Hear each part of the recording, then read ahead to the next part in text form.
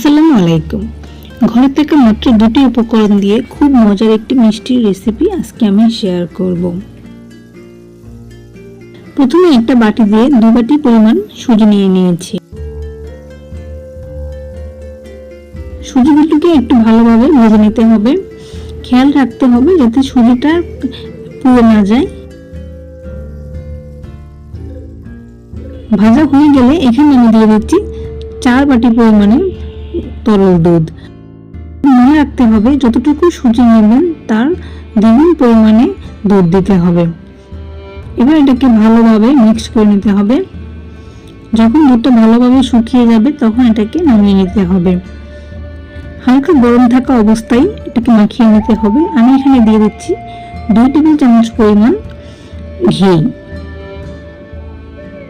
এখন এটাকে খুব ভালোভাবে মিক্স করে নিতে হবে।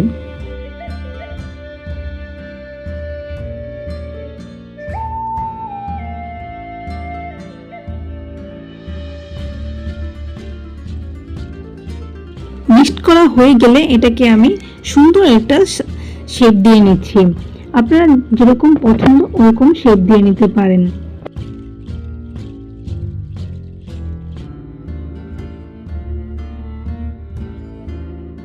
ঠিক এভাবেই সবগুলোকে আমি বানিয়ে নেব।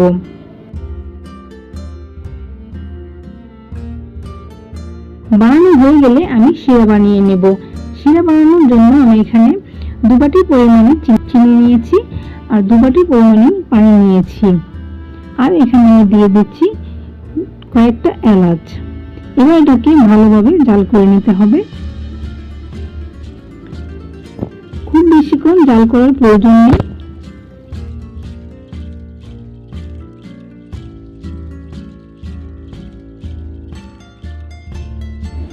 যখন হালকা আটালো ভাব আসবে তখন চুলাটা বন্ধ করে দিতে হবে।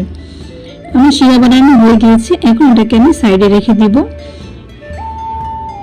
এখন আরেকটা কড়াইয়ের মধ্যে আমি মিষ্টিটা ভেজে নেব।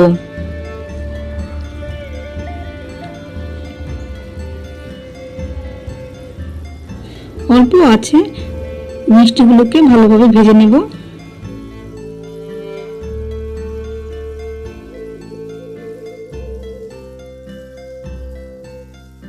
ভাজা হয়ে গেলে গরম থাকা অবস্থায় শিরার মধ্যে দিয়ে দিতে হবে মিষ্টিগুলো।